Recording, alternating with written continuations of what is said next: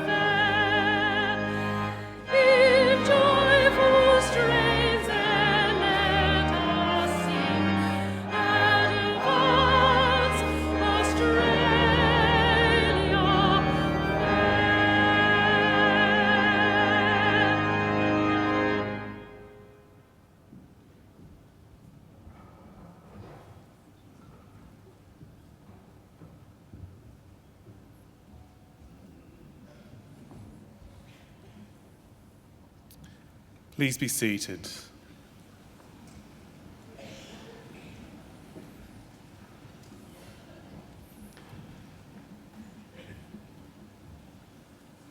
Distinguished guests, ladies and gentlemen, I would like to invite Mr. Chris Tobin, representative of the Darug people, to offer the traditional welcome to country. Mr. Tobin.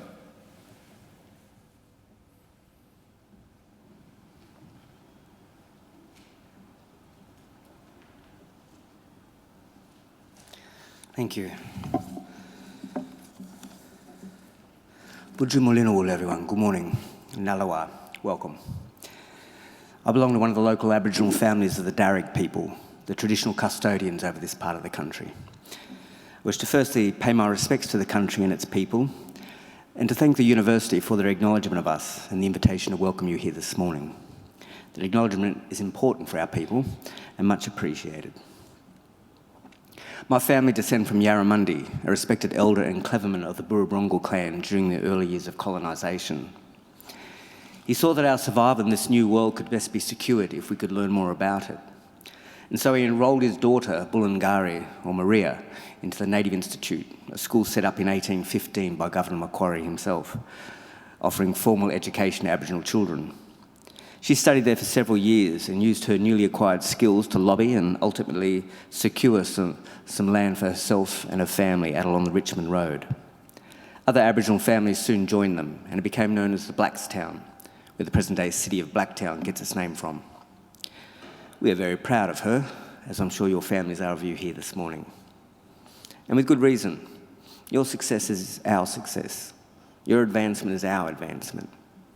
Now, this is probably better understood in traditional times when camp groups are smaller and clans abided by strict sharing laws, which meant that the food that you caught and brought back got distributed throughout the rest of the camp. Your good fortune and skills were thus enjoyed by all, and your efforts literally nourished the rest of the community. And you in turn were looked after by them. Yes, we can live quite well when we get it right. Our Aboriginal ancestors certainly lived well in many respects, and I use occasions like this to offer them to yourselves as a model or a benchmark on how good to expect our lives today. You see, when Captain Cook arrived here a little over 200 years ago, he described the people he encountered at Botany Bay as one of the happiest people he had ever met. They had nothing, he wrote, but the tools that they carried. They were naked, they made their shelters from the bark of trees without cutting them down, and harvested food from the earth without extensive tilling. There was no slavery, no rich and poor, and no homelessness. Armies were unheard of, as were jails and forts. People cooperated to collect the resources that were needed, and they were then shared out according to strict Aboriginal law. Our lands were maintained with fire and responsible harvesting, our rivers and waterways clean and unpolluted, with people drinking out of them for over 20,000 years. Now, remember, this is not a dream or an ideal. This is supposed to be normal life, and was up until a very short time ago. So people, I would say, expect great things from your lives. Life is good, and we are meant to be happy. So keep following the promptings of that beautiful spirit that got you this far, and together, I would say that we can put together a country and a world that is worthy of our children. We can all do our bit. I'll do mine now by finishing up and letting you graduate. Just want to say congratulations to all of you and all the best in our collective futures. Welcome to country. Yano.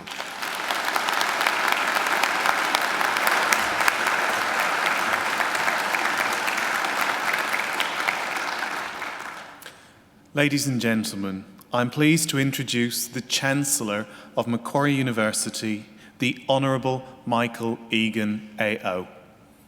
Chancellor.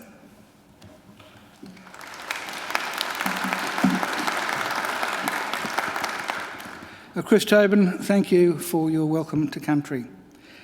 Well, graduands, ladies and gentlemen, boys and girls, and I see we have a few tiny tots here with us today, and that's great because I think children enhance any celebration, and a graduation is a celebration, so they are most welcome.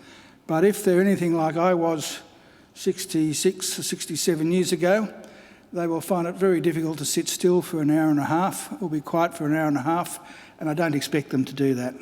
They're more than welcome to run about and make whatever noise they want to make. We don't want this to be an unpleasant occasion for them. And in any event, we discovered a long time ago that if a child makes a noise during a graduation ceremony, they're back within 25 years to take out their first PhD. So it's a very good sign. So I especially welcome the boys and girls, but of course, especially I want to welcome our graduands. And I hope that this will be a very happy and a very memorable occasion for all of you. And it will be a happy occasion if you all just sit back and relax. You don't have to be nervous. There's nothing can go wrong today. Well, it can. You can fall over or your hat can fall off.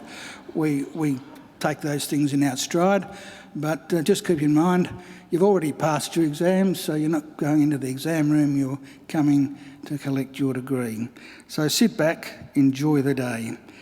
You deserve to take pride, great pride in your graduation, because completing a degree is never easy. You need an intelligent and inquiring mind.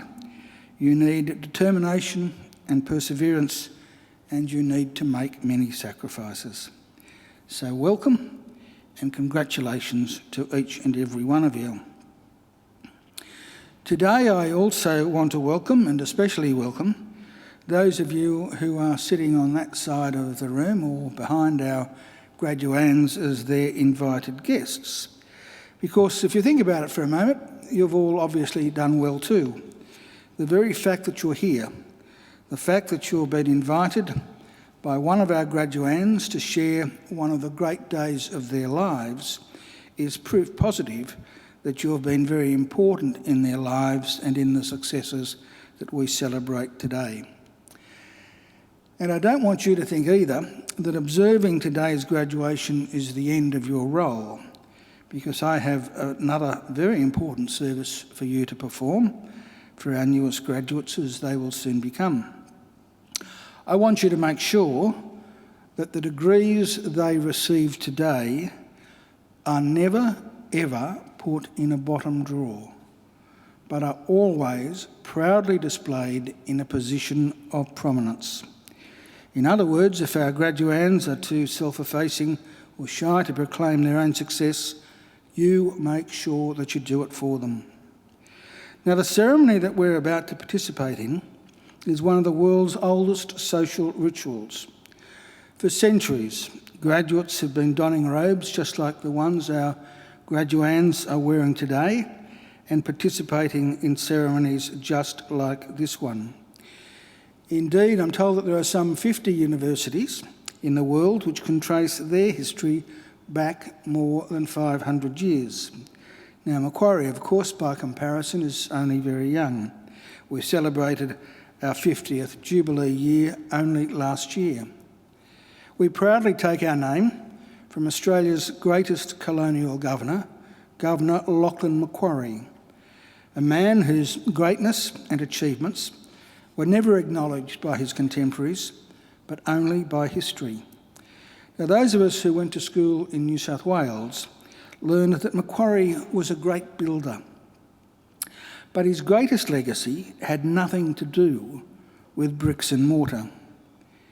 It was the ethos he established, much to the chagrin of the British authorities, of an egalitarian society. Because it was Macquarie's insistence that in this fledgling convict colony there be no distinction between the free and the freed that was the foundation of the Australian nation of a fair go for all. And that is a legacy that here at Macquarie we will always aim to maintain and honour. In our first 50 years, we now have more than 150,000 Macquarie graduates living in more than 140 countries. Macquarie is a very modern and outward-looking university. We're one of Australia's leading research universities and are currently extending our research as we are our course offerings and our facilities. Now, in saying that we're one of Australia's leading research universities, I do so with good evidence. I'll just give you one example. Most people here today will at some stage use Wi-Fi. Now, Wi-Fi was developed not at Harvard University or Oxford University or the Australian National University or Sydney University or Melbourne University. No, Wi-Fi was developed by CSIRO scientists and Macquarie University scientists. That's something that's not generally known, but make sure you tell everyone. On your way here today, you may also have seen our relatively new Macquarie University Hospital. It's about 4 years old now. We're still the only university with its own private hospital in Australia. There is a university hospital on the Gold Coast, but it's not owned by a university. As well as being used for its primary purpose of treating sick people, it is of course also used by the postgraduate medical students and academics in our Faculty of Medicine and Health Sciences. And of course, it really is a great hospital, and I can attest to that personally. I was a patient there about 2 years ago for three days, and I can assure you that the level of care and treatment is absolutely first class, especially if you're the Chancellor. So I can recommend it to you. We're also proud of our still relatively new library. It's only a couple of years old, and only the year before last we also opened our Australian Hearing Hub, which is a world-leading institute in hearing and language sciences. So we're looking forward and we're on the move. Here at Macquarie we have a very clear and straightforward mission, and that mission is to transform people's lives and to improve the lives not just of our own students, but also of people all around the globe by the work and achievements of our graduates and by the fruit of our research. We want Macquarie always to be a leader in teaching and learning and a leader in the accumulation of knowledge and understanding. In other words, an ideal community of scholars. And graduands, in just a few minutes, it will be my very great honour to confer your degrees upon you and welcome you as lifelong members of that community of scholars we proudly call Macquarie University. Well, graduands and ladies and gentlemen, it's now my pleasure to introduce our occasional speaker, Robin de Crespigny. Robin is a screenwriter, a producer, a director, former directing lecturer at the Australian Film, TV and Radio School. She's an author whose first book, The People Smuggler, took off after its launch at the Sydney Writers' Festival in 2012, becoming the highest-selling Australian book at the festival and a multi-award-winning bestseller. Ladies and gentlemen, please welcome Mr. This is a very difficult name, Crespigny. Thank you.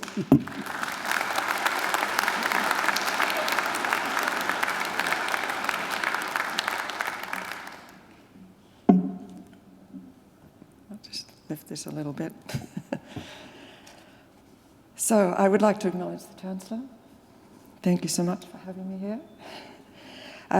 The faculty staff, distinguished guests, graduates and their families and friends.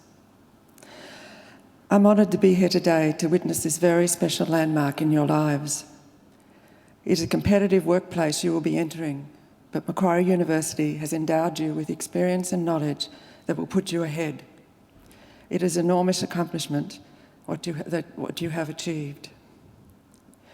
As well as your achievements, it is the way of thinking that the university has given you that will benefit you for life. The questioning, analysis, debate opens your mind and broadens how you think, helping you to handle wisely challenges in the workplace, community, politics or relationships in a more productive way. It is often hard to see the purpose of what we are doing while we are doing it. So we need to follow our hearts when we make choices and not what others think, or that little voice in our head that says we could never accomplish that or will never be good enough. I believe that everything we do in our lives prepares us for what we are best suited to do. And each one of you has something amazing that you will contribute. The difficulty is we can't see into the future.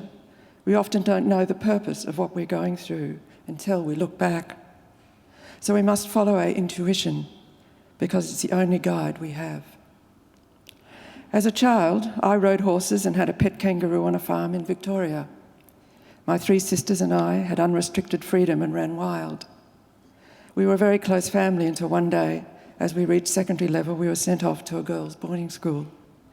I was shocked to discover it was built on a single city block with high stone walls to keep us in. I missed my animals and fretted for my freedom. But I did become a good athlete and on occasions a good actor. Otherwise, I learnt very little. I was very lucky to grow up with a father who always told me that I could be whatever I wanted to be. You just had to follow your heart and work at it. My grandfather had been a journalist, and that was what I aspired to be, but it seemed academic achievement was not high on the list of my school's priorities in those days, and future careers were seldom discussed. So fortunately, I fell back on some of what my father had told me and to do, and took things in hand.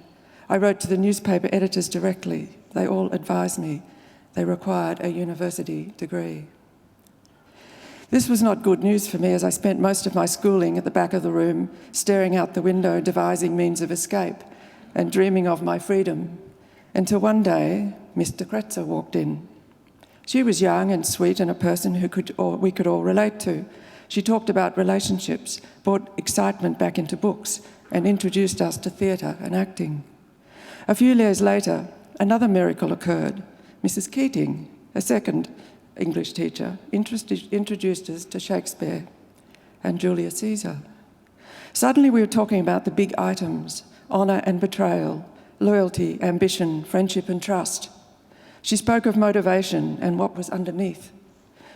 We delved into the psyches of characters to discover what drove them to murder and revenge.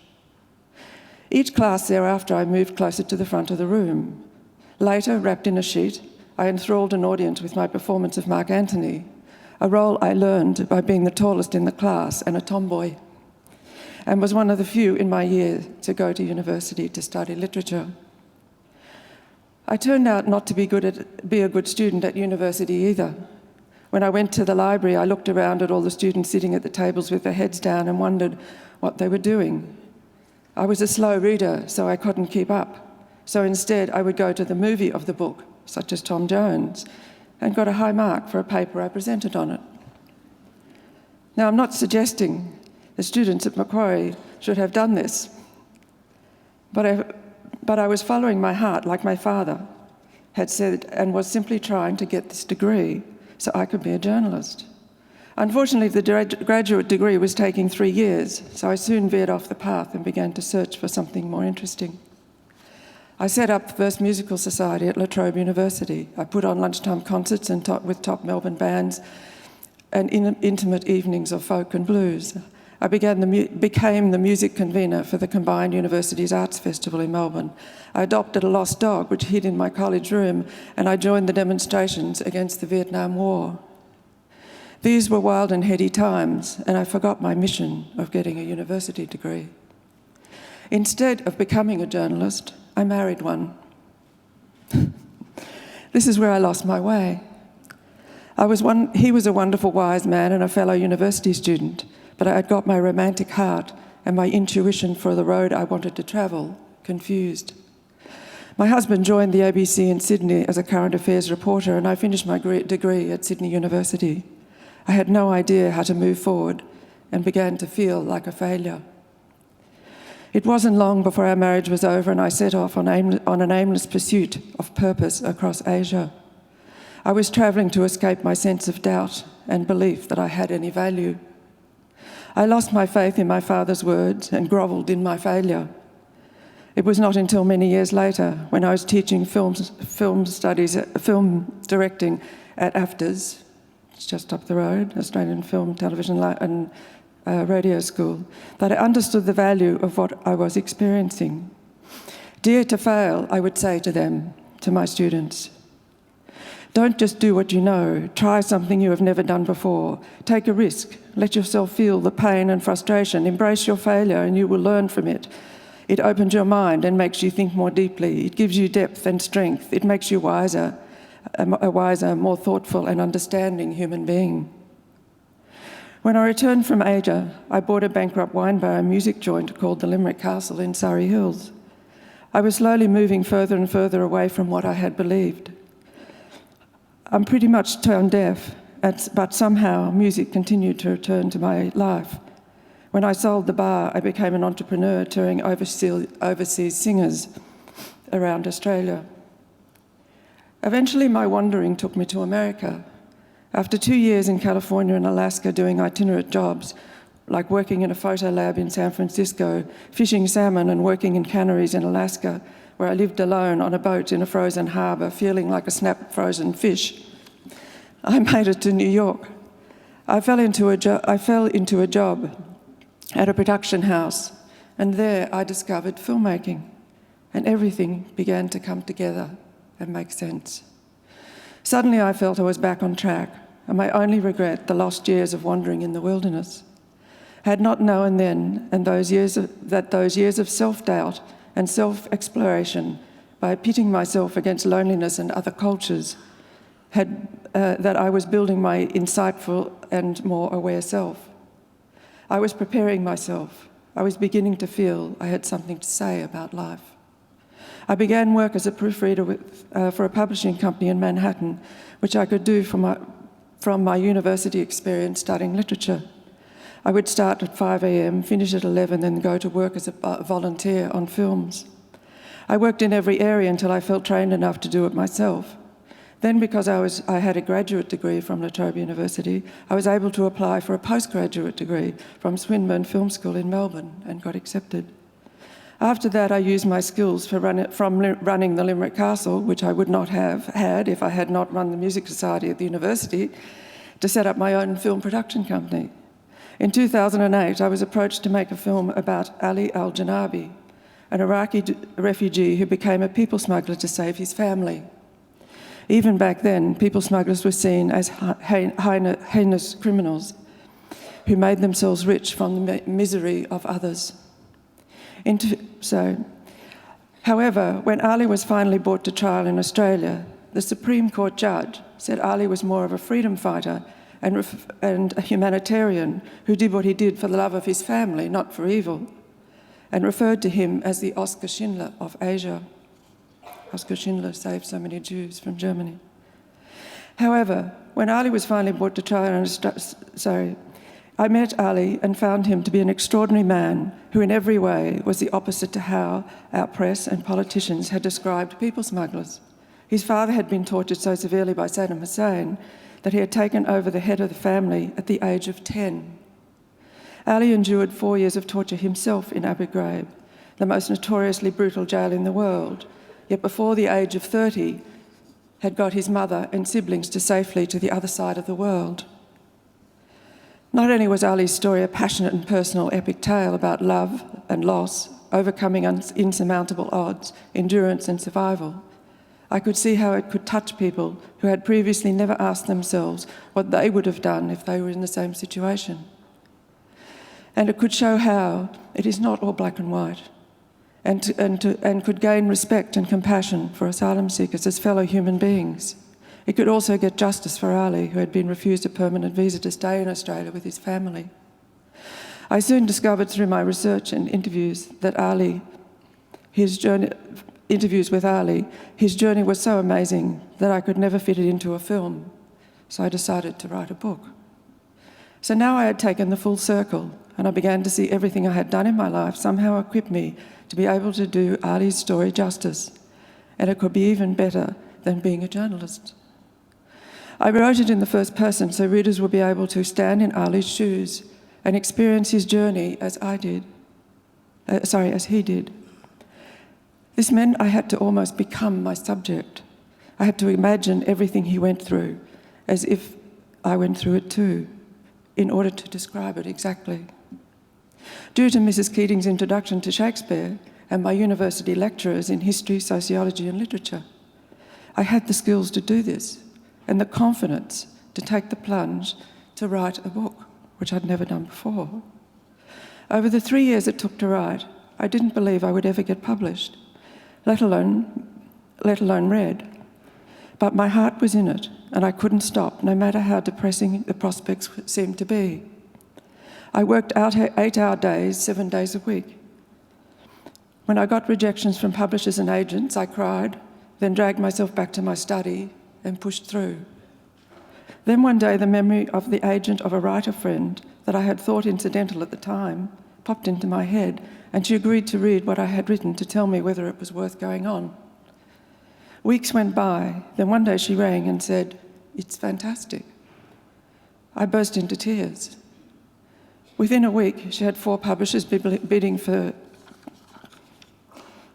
it, and we chose to go with Penguin. I was ecstatic. All I had to do was finish the last third of the book and edit it, and it would be in the bookshops. A week later, I became desperately ill. I had every test known to man and was finally told I had a disease that would kill me soon. I didn't feel fear. I felt profound despair. I drifted into a strange land of disbelief where nothing had meaning anymore or any point to it. But then a tiny light began to flicker, and I decided that even though my head was pounding and my eyesight had virtually gone, I had to finish the book before I went. From Ali, I had learnt inspiration to never give up, to draw from. This is where my connection with music came in. Despite being unable to play an instrument or sing, a composer had married me. It was back when I had a production company, and he would write magnificent music for my films. So when this happened, he threw himself into facilitating my final wish. The mystery of life is strange. I could speak with clarity about Ali's story, just about anything, but not about anything else. I failed seriously on every cognitive test, yet I could still write a book. Such is the strength of the heart and mind. Somewhere in there, my medical team decided I was misdiagnosed and would not die. I just had a slow recovery to endure. In 2012, The People Smuggler, The True Story of Ali Al-Janabi, the Oscar Cinder of Asia, was published and launched at the Sydney Writers' Festival. It became the highest-selling Australian book in the festival and won a raft of awards and became a bestseller. For 3 more years, I travelled around Australia speaking at writers' festivals, universities, schools, churches, libraries, community organisations and groups about the book and asylum seekers. By giving an alternative view and putting a human face on this issue, it changed attitudes for many from fear to compassion. I responded by founding Citizens for Change on Asylum Seekers. CAS was called, a small group of leading, highly professional, highly informed citizens, and now I lobby politicians to adopt policies driven by humanitarian rather than political objectives. I'm also adapting the book, The People Smuggler, to a screenplay for a feature film. I wish you all luck on your journeys. Take your experience here with you and build on it to become all that you wanted to be. And if you can, make a difference. Value your classmates and support each other. One of the best things many of my students took from AFTRS was the network of classmates they now work with to make successful films. Take risks in your life and live it to the fullest. Pour your passion into ventures you believe in. Don't waste time and don't regret the past, even if it was tough. Looking forward to what it made you into. Trust your intuition, follow your heart, and always be true to yourself. You're on your way to being something exceptional. Thank you so much for being such a patient audience.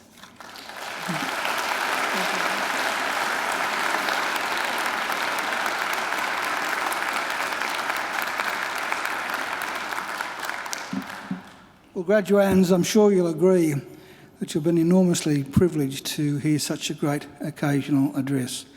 What a fascinating life and career, and some great advice too. Dare to fail and never give up. Those 2 pieces of advice will stand you in good stead if you follow them. Listening to Robin, I was reminded of a saying of Confucius, wherever you go with all your heart. And it's quite clear that that's what Robin has done throughout her life. Thank you, Robin, for a great occasional address and being such an important part of our graduation ceremony today. Thank you.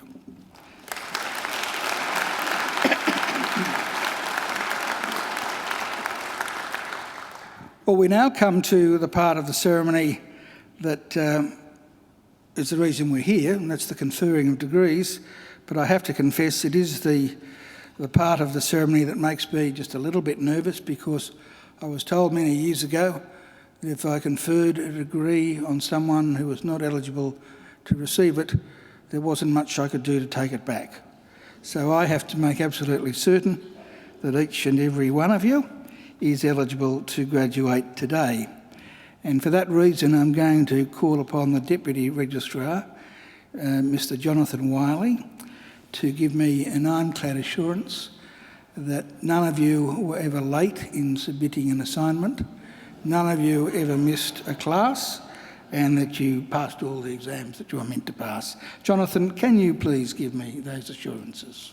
Chancellor, I certify that all candidates being presented here today and those who are absent have satisfied the requirements of the Academic Senate for the degrees and diplomas they are to be awarded. Would all candidates for admission to degrees and diplomas please now stand?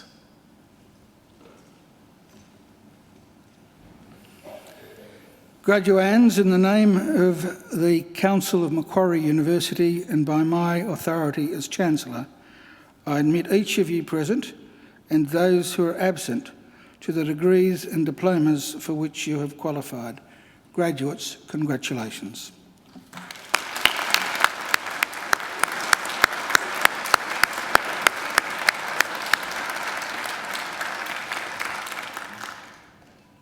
Please be seated.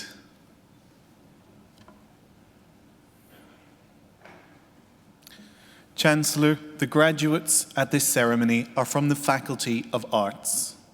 Students and staff in this faculty work together within and across disciplinary boundaries to ask questions about socially complex problems, to identify paths of research, to analyse and communicate ideas in creative formats, and to reflect on the skills and knowledge they will need to understand the world, both past and present.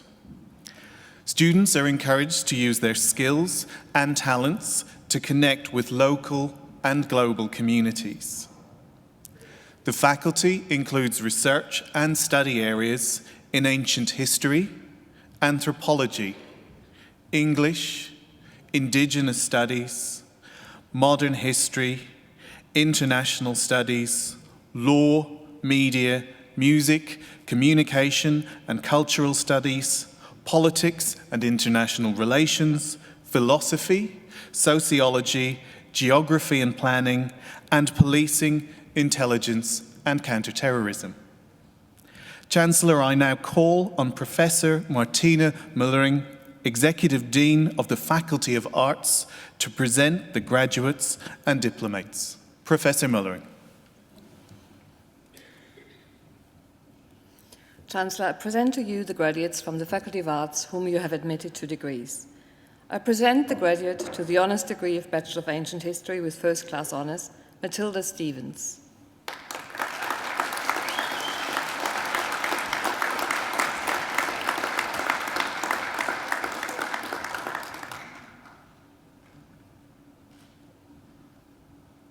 I present the graduate admitted to the honours degree of Bachelor of Ancient History, Hamish Jeffrey Osborne.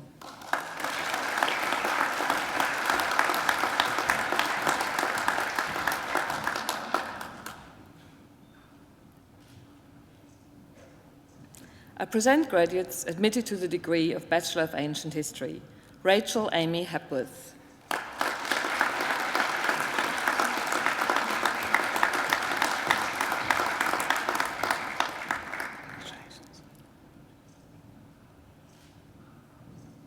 Isabel Sage.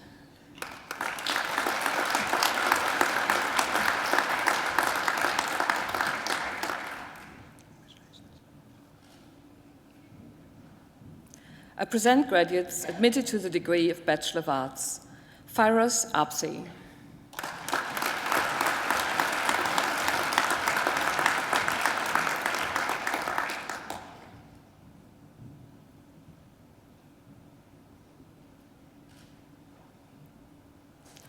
Libby Adams, who has been awarded the Vice-Chancellor's Commendation for Academic Excellence.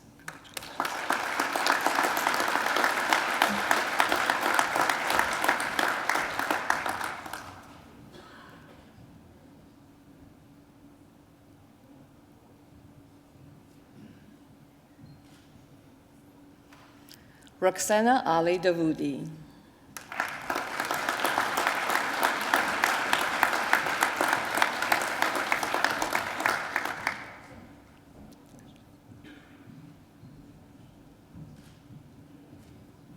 Safa Al-Mahum.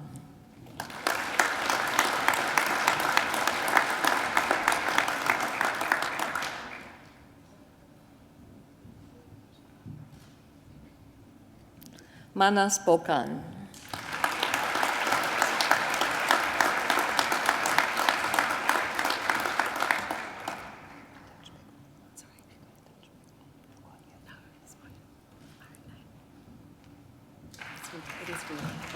Victoria Ruby Bourgondian.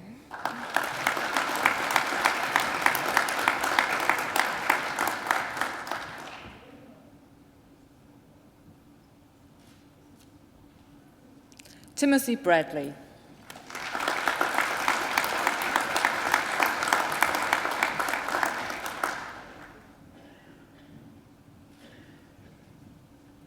Georgia May Camburn.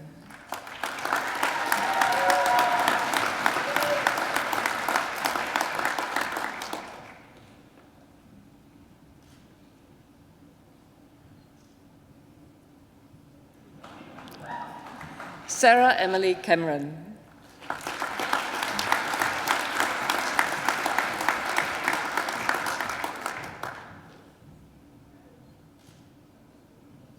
Emma Louise Carra.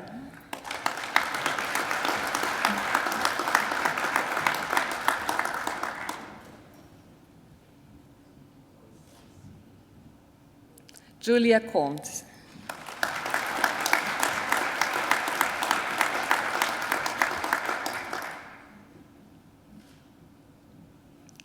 Xuan Hui Cheng.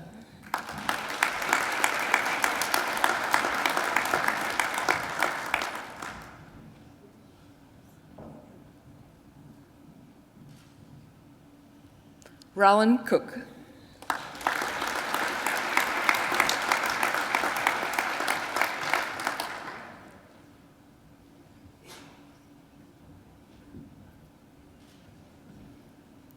Kiara Jane Dreenan.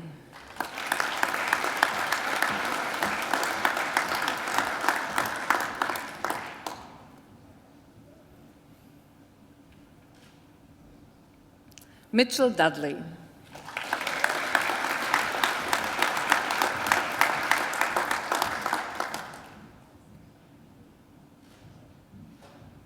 Tina Maria Duflu.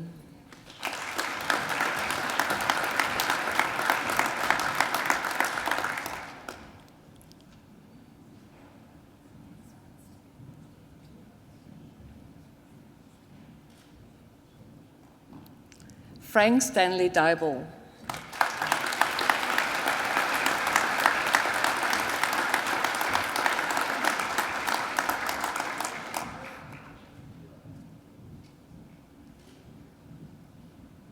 Simone Marie Etzel.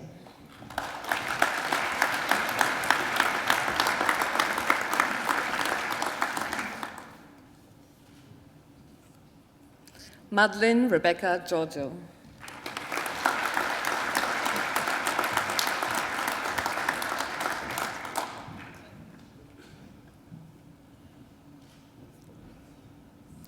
Stephanie N. Hollins.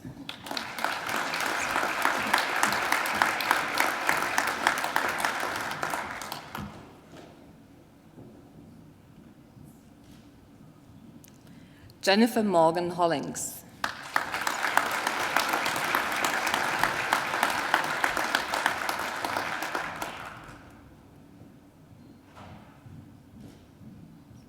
Isabel Little.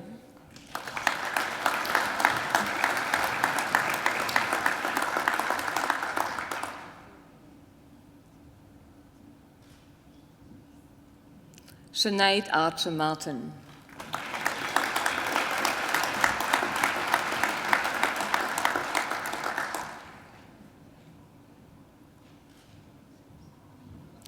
Karen Evelyn Morera.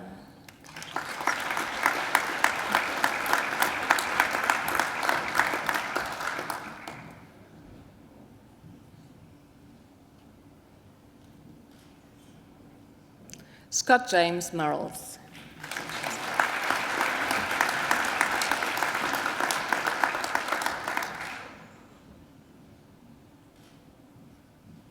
Samuel Nordhus.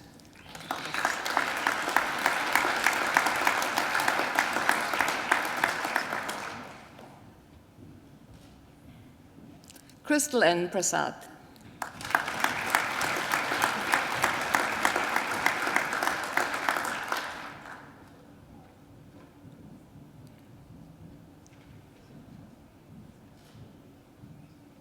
Gary Alistair Pumba.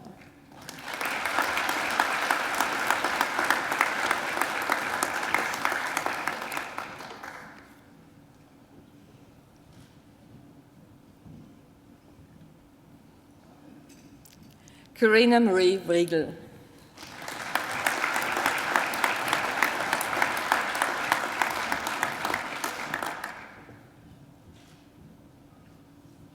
Harry Birchall Tibbin.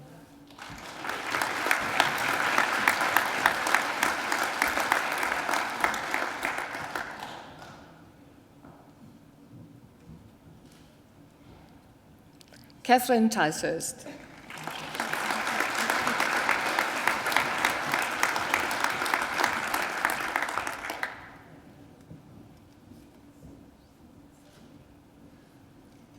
Robin Waters.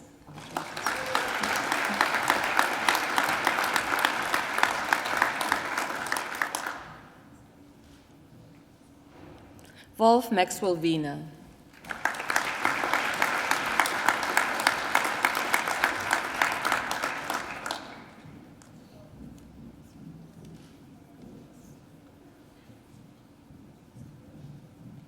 Robert Nicholas Alexander Winter.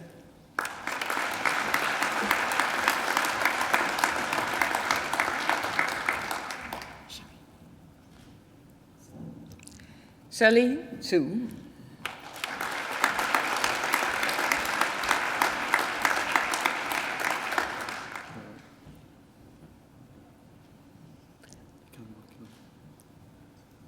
Yang Yan.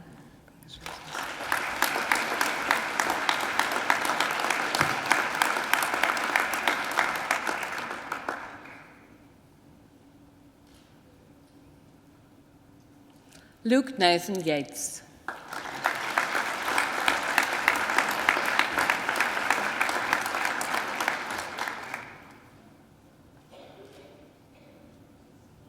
I present the graduate admitted to the degree of Bachelor of Philosophy, Eric Lewis Harding.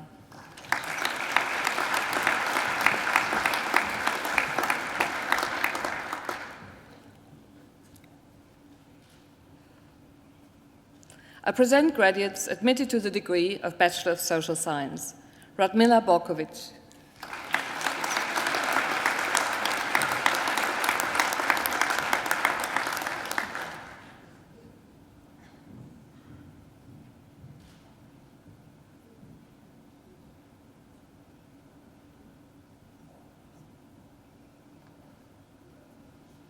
Daniel Hilani.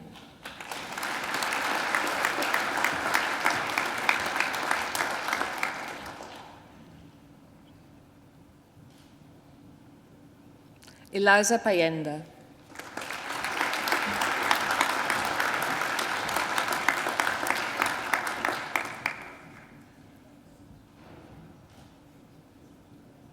Mallory Ember Waters.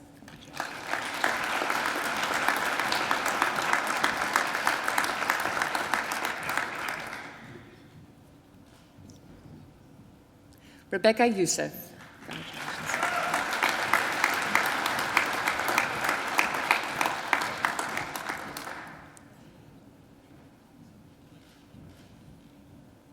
I present diplomats awarded the Diploma of Ancient Languages, Hava Grazina Aria.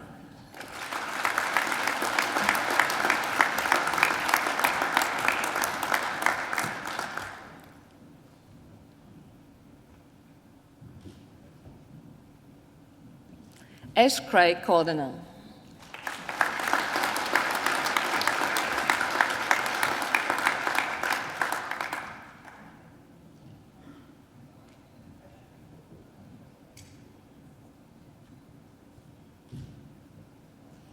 Emma Louise Josephine Markrow.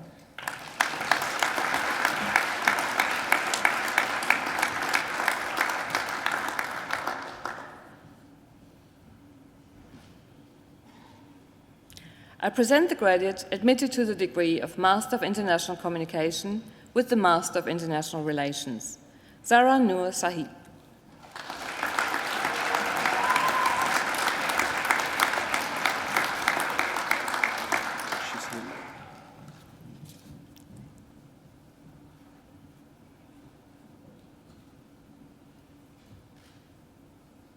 Huan Su.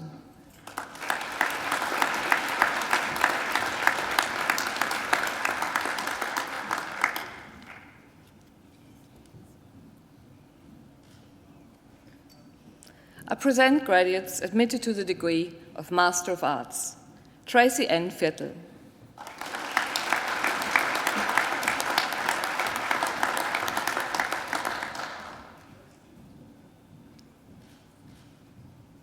Philip Henry Hartog.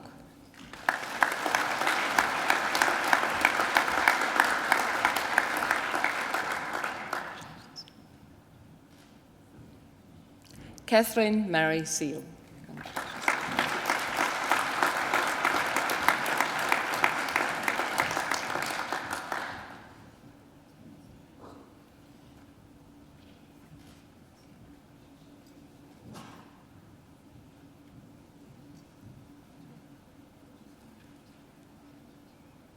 I present graduates admitted to the degree of Master of International Relations. Bachimek Baktingam.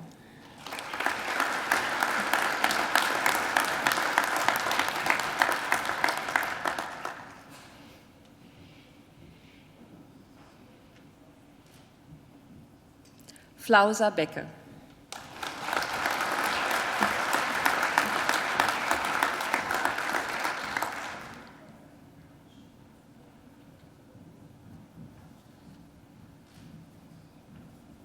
Nathan John Down.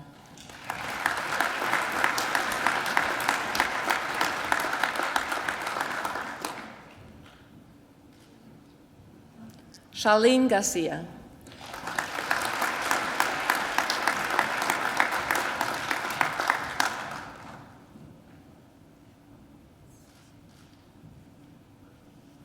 Mark John McNamara.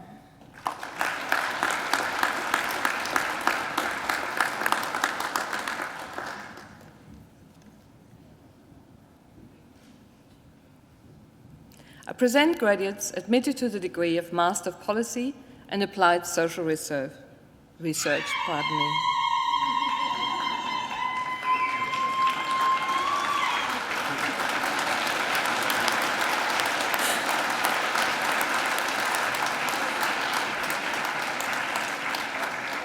And the graduate who earned that is Sibit Artem Arjang. Congratulations to you.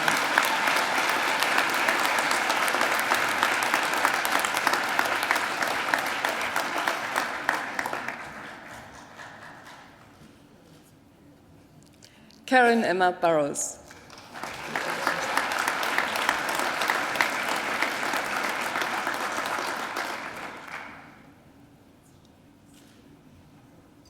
Fleur Helene Hall, who has been awarded the Vice-Chancellor's Commendation for Academic Excellence.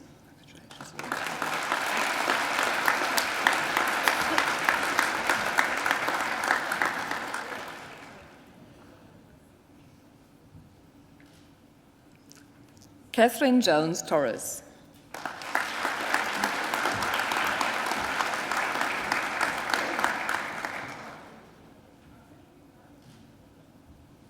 Brendan Pegg.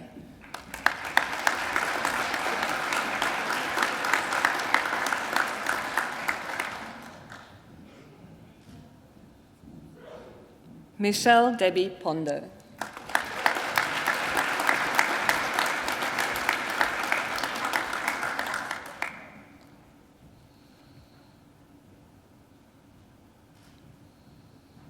Douglas Henry Turner.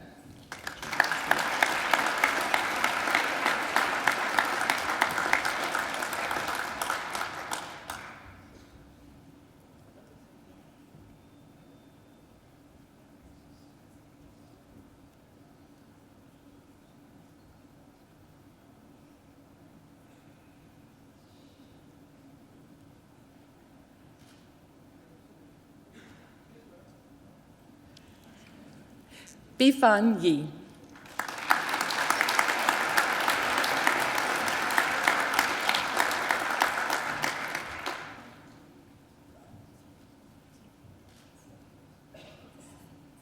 I present the graduate admitted to the degree of Master of Politics and Public Policy, Matthew William Trodden.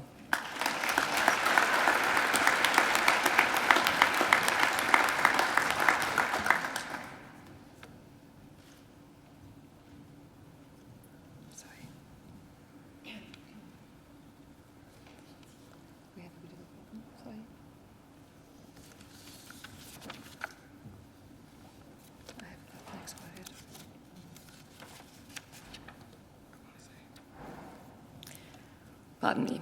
I present the diploma awarded the Postgraduate Diploma of International Relations, Amar Saeed.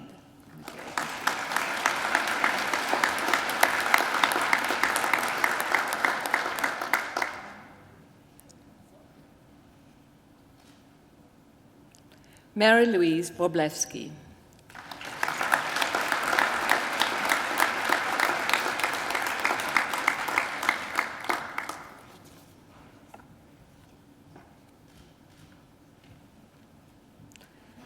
I present the graduate admitted to the degree of Master of Research with Distinction and the University Medal for Ancient History, Christopher Joseph Haddad, for a thesis entitled Formulaic Expressions in Official Roman Republican Epistolography Inscribed in Greek.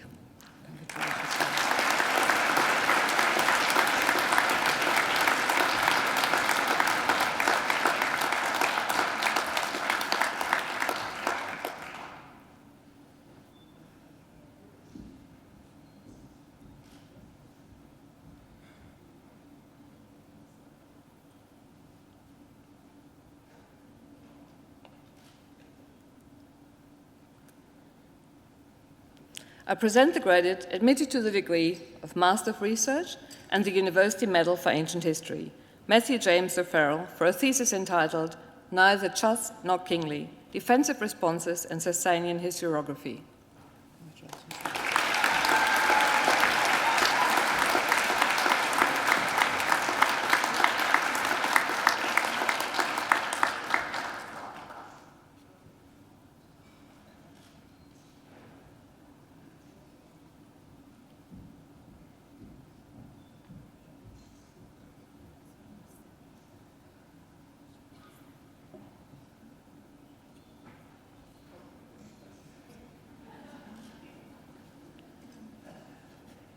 I present graduates admitted to the degree of Master of Research, Julia Elizabeth Maxwell, for a thesis entitled Her Accomplice in Much Evil Doing, the Role of Emotion in Violent Female Responses to Anger, Disrespect, Grief, and Jealousy in Gregory of Tours' Libri Historiarum and their impact on gendered representation.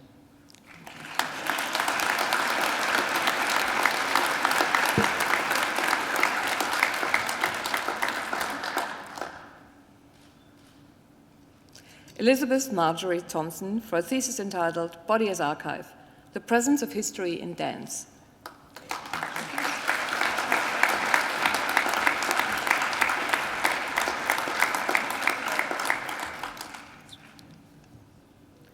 Catherine Claire Williamson, for a thesis entitled Unraveling Risk in Child Protection.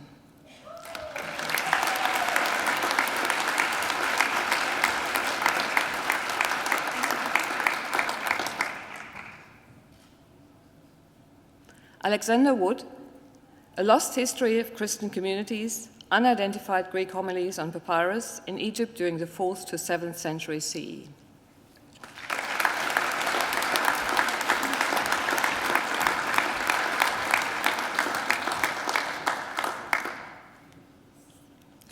I present graduates admitted to the degree of Doctor of Philosophy. Dr. Donald George Anderson for a thesis entitled Teach the Children, a history of the school education work of the Sydney Anglican Church with special reference to the Sydney Anglican Schools Corporation.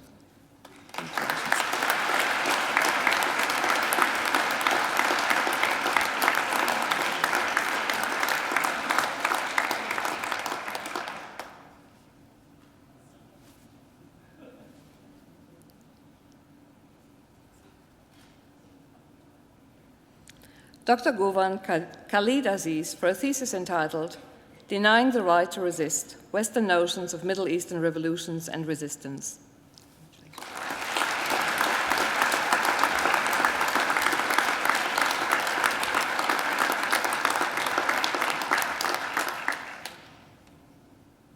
Dr. Catherine N. Gooch for a thesis entitled Because She's a Woman, Gender Stereotypes and Women's Participation in Australian Politics.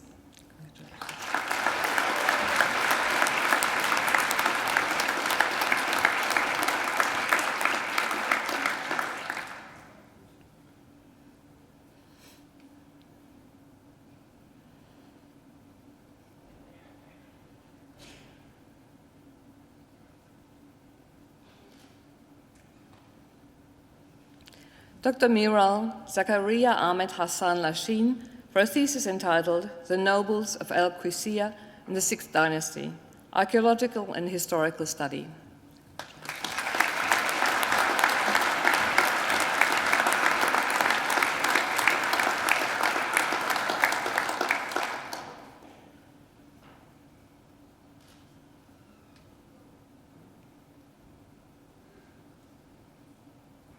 Dr. Jodie Ann McAllister for a thesis entitled Romancing the Virgin, Female Virginity Loss and Love in Popular Literatures in the West.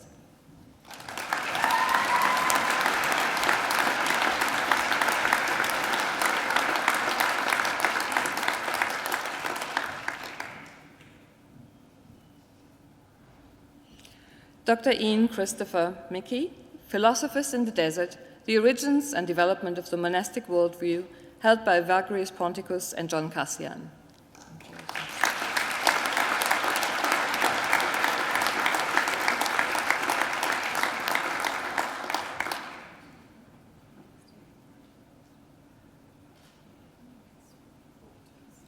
Dr. Matthew John Radcliffe for a thesis entitled Kampong Australia, the Colonial Reckonings of the Australian Military Community in Penang, 1955 to 1988.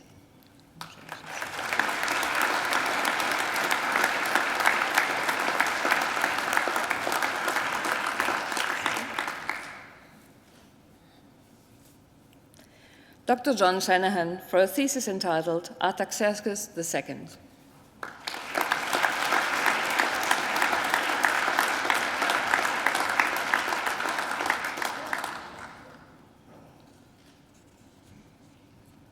Dr. Gail James Wern for a thesis entitled The Plaster Text from Kuntilet, Ajrut and Der Allah, an inductive approach to the emergence of Northwest Semitic literary texts in the first millennium BCE.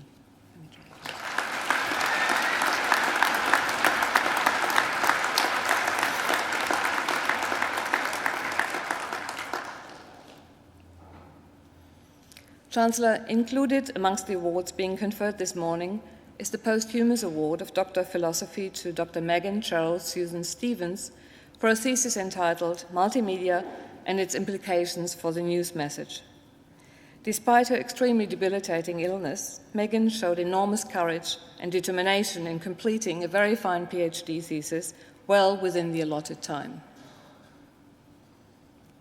Chancellor, that completes this morning's presentation of the graduates from the Faculty of Arts.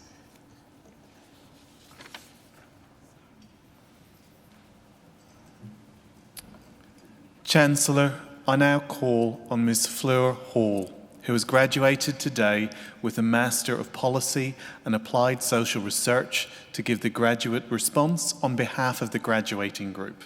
Ms. Hall.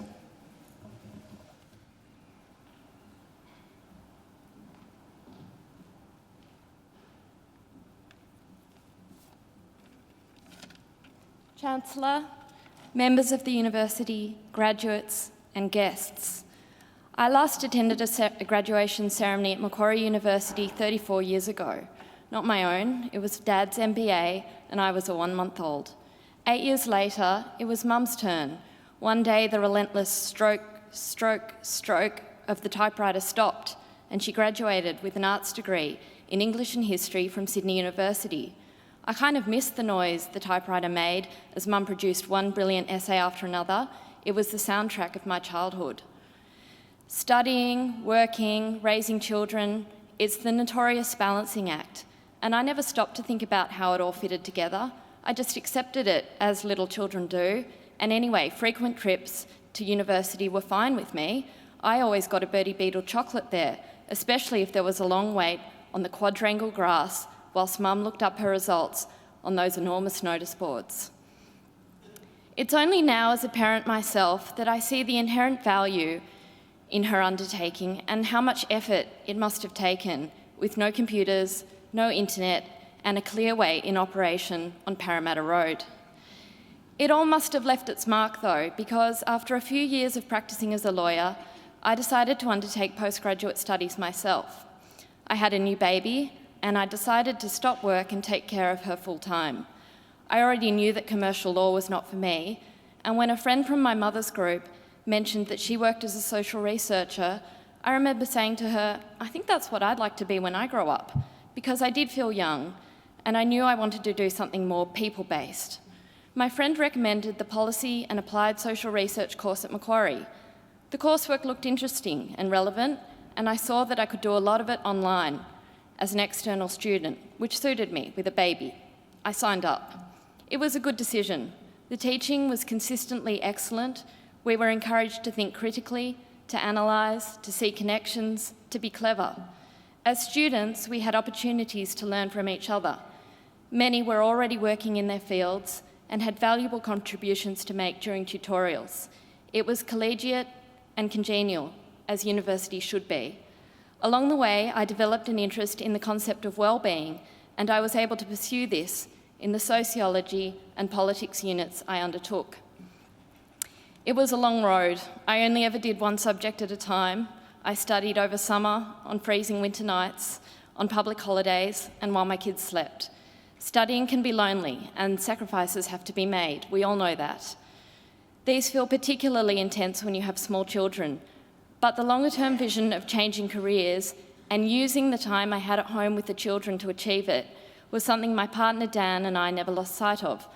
I'm grateful to him and to our 2 children, now nearly 7 and 4.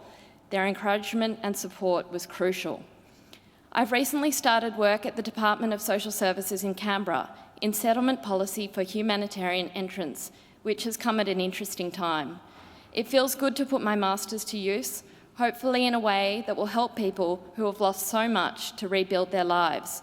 It is exciting to see my theoretical interest in wellbeing having a practical application in my work. So much has changed since my parents undertook postgraduate study, and yet so little. Yes, technology has transformed the way we can access education. Students in a range of situations can undertake their studies at times of the day that suit them. They can listen to a lecture at 8 o'clock after the kids have gone to bed. They can post a contribution to an online forum before going to work. My parents never had these options. But the basics remain the same: the noble pursuit of attaining knowledge for ourselves, our families, and our community. My hope is that my children will see, as I have, the value of lifelong learning, and that we live in a country replete with opportunity, which we can and should harness, whatever path we choose. Thank you, and congratulations and good luck to every student.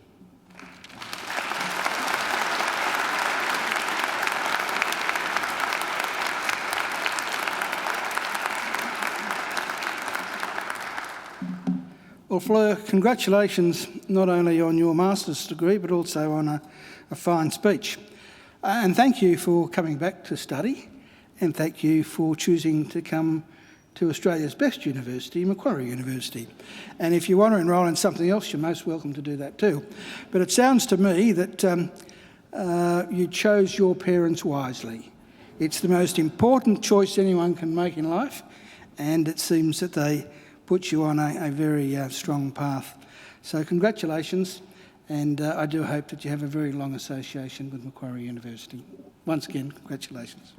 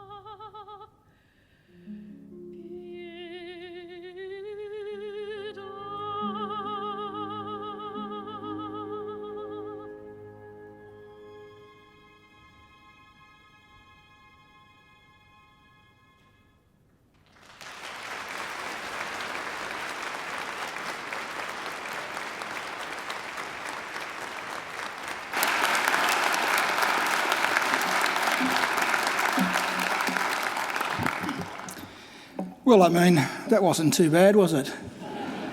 That glorious voice, ladies and gentlemen, belongs to Angela Brewer. And you're very lucky that Angela was singing at the graduation today. She sings at almost all of our graduations, but obviously we have a lot of graduations. We have about 40 ceremonies a year. And there are the odd occasion when she can't make it. And when she can't, I do the singing. So you're very lucky.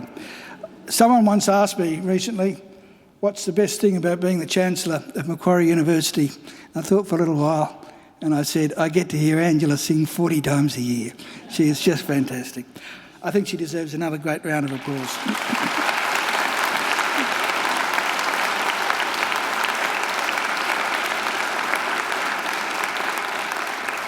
And so too to our great musicians over there. On the trumpet, Melanie McLaughlin.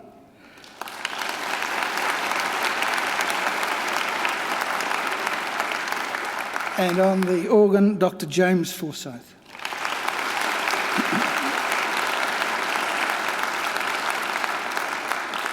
And sitting next to them are some of our alumni volunteers who come along to our graduation ceremonies to make sure that everything runs smoothly at your graduation. And I've got a feeling too, they come along because, like me, they love listening to Angela Brewer. Welcome and thank you.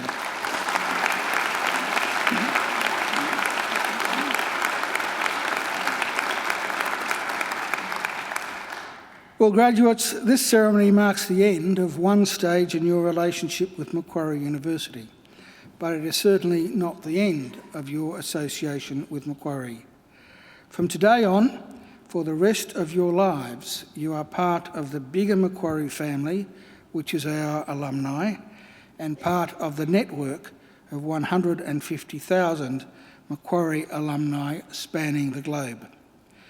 We'll keep in touch with you through our alumni program, which is focused on lifelong learning, lifelong support and lifelong connections. Our commitment to you is to help you keep in touch and engaged with Macquarie throughout your life. And please, graduates, make sure you come back to Macquarie, either to undertake more study or attend our alumni events, or perhaps use our aquatic and fitness facilities, or even if you like just to enjoy a picnic down by our beautiful lake. Well, graduates, the award of a university degrees carries many opportunities and privileges, but like all privileges, it also carries responsibilities. Believe it or not, you, each and every one of you, can change the world. And you don't have to be a Nobel Prize winner to do it either, because almost everything you do, in your homes, in your workplaces, and in your communities matters and can make a huge difference. The consequences of every effort, every action, large or small, can reverberate throughout society, through the decades, indeed the centuries. Even something as simple as a kind word or a kind gesture can often be the spark that ignites a great life or a great career or a great achievement. So as Chancellor of Macquarie University, I charge you to use what you have learned, not only for your own benefit, but also for the betterment of the community. I charge you to use the skills and knowledge you have acquired with rigour and integrity, and to commit yourselves to a program of lifelong learning and inquiry. I charge you to recognise the worth and dignity of all people, particularly those who have not had the opportunities that you have enjoyed. I charge you to set high goals and to continue the hard work that has brought you so far. And in all you do, I charge you to uphold the good name of Macquarie University. And graduates, I hope also that you'll always remember the people who have helped you along the way, many of whom, of course, are here with you today. So to acknowledge their contribution and thank them for it, I'm now going to ask you to do a couple of things. Graduates, would you now please stand? I'd now like you to put your degrees on the seats behind you so that your hands are free. And I'd like you to turn around to face your families and your friends. And now I ask you to give them a mighty round of applause.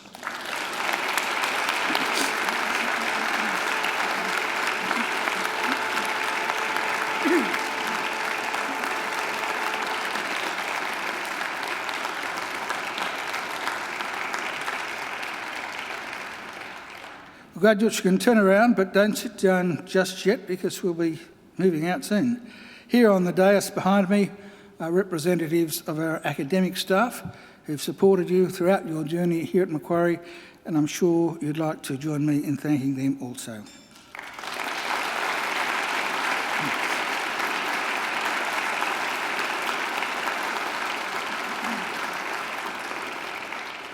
Well, now, might I suggest you pick up your degrees so that you don't forget them. Very shortly, ladies and gentlemen, I will lead the official party out, and it will be my great honour to invite our newest graduates and all of you to join us for refreshments overlooking the lake. Well, now, graduates, I wish you the very best for the future. And in the words of the old Irish blessing, may the road rise up to meet you. May the wind always be at your back. May the sun shine warm upon your face, and rains fall soft upon your fields. And until we meet again, may God hold you in the palm of his hand. Graduates, good luck.